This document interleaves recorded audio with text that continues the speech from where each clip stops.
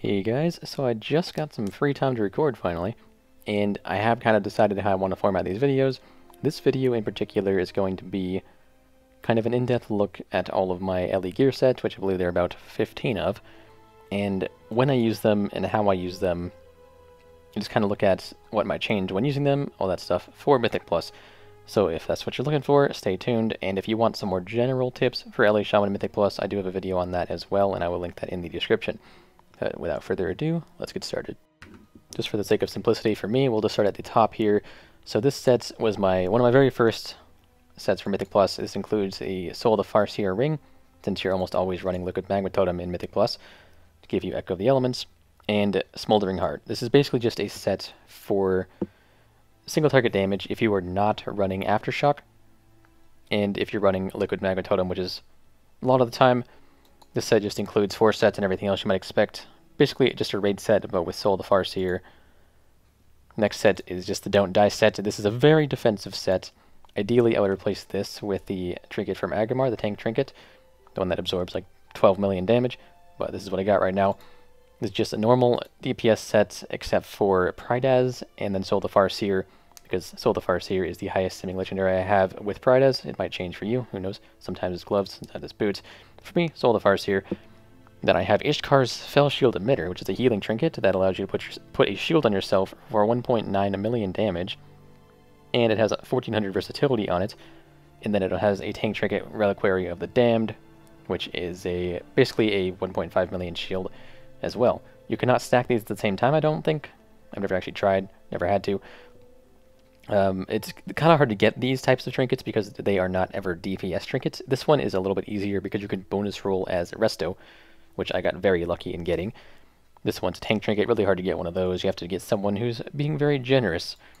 But if you can get a hold of some kind of shielding trinket or something, definitely want to have that in one of these sets. This is mostly kind of a set for things like a really high dark Heart Thicket. There we go. That was a hard one for me to think of for some reason. Dark Heart Thicket, like the last boss Xavius, because there's so much frequent, very high damage that just Pridaz is not going to help or save you from. It will help, but it won't save you. And you can't even guarantee you'll have Pridaz up every time because it's so frequent sometimes. This is the kind of set you need to run for that if you want to survive. For things like Hate Coil, you wouldn't really need this. You'd only need like 1 shield. But that's my very, very defensive trinket. I no longer use my trinket set because we kind of just outscaled KJ's Burning Wish, if I'm being honest, so I would kind of recommend against using that unless you're very low eye level. I got my wrist set, which is my basic AoE set.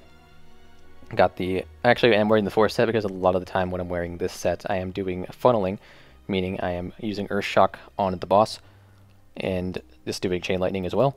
But in this set I have Alakir's Acrimony, the Legendary Bracers, and Sephu's on, along with, instead of Norgannon's Prowess, I'm using Terminus Signaling Beacon.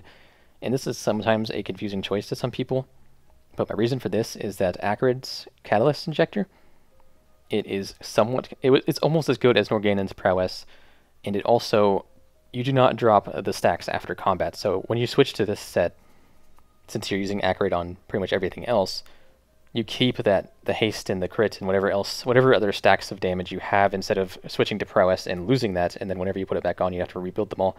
That's kind of my reason for leaving Acrids on in every set, so you guys know.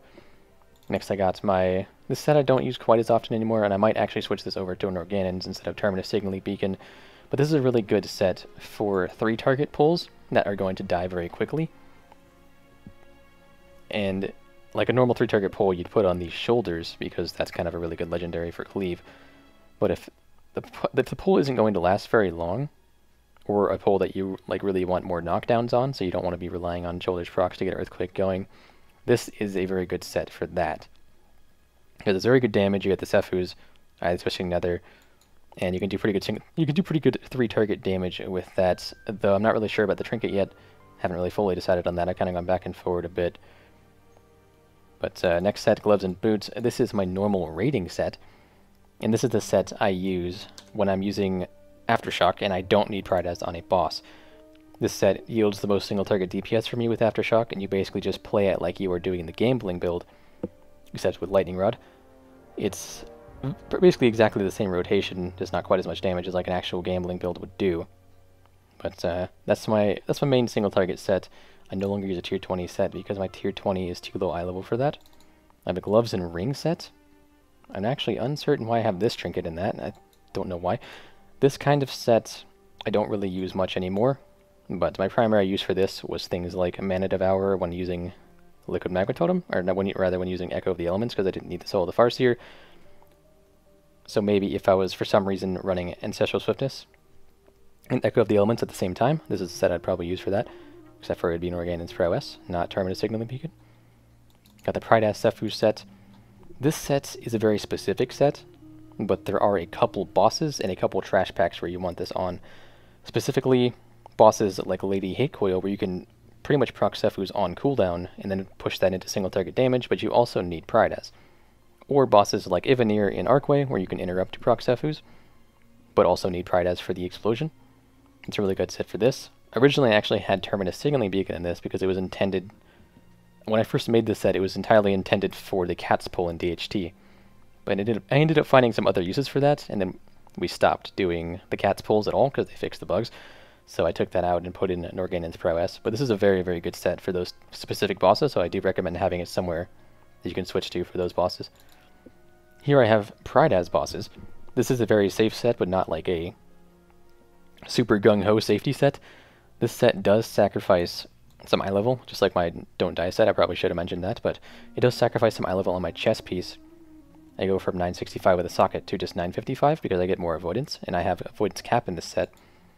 And then the legendaries are just Pride-Ass and Soul of the Farseer, because that is my highest sitting Pride-Ass set. I think I might have contradicted myself earlier. Actually, no. No, never mind. That is my highest simming set with Pride-Ass.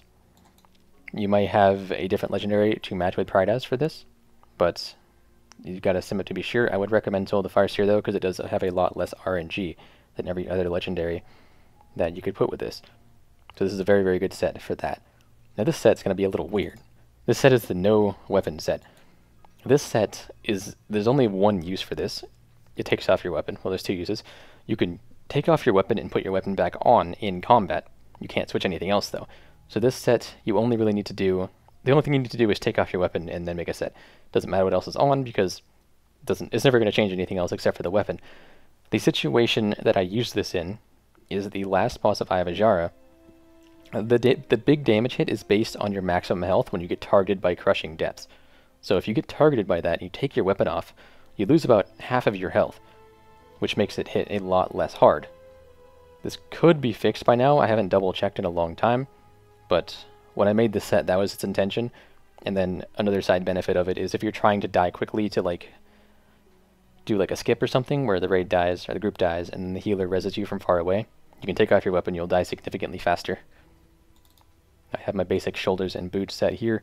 This set is really good for packs of 3 that you cannot proc Pride-Ass, or rather Sefus on, or bosses that have like certain ad spawns. I'm trying to think of a boss I use this on. I use this on Curator. Bosses like that, where there's ad spawns that are generally really close to the boss.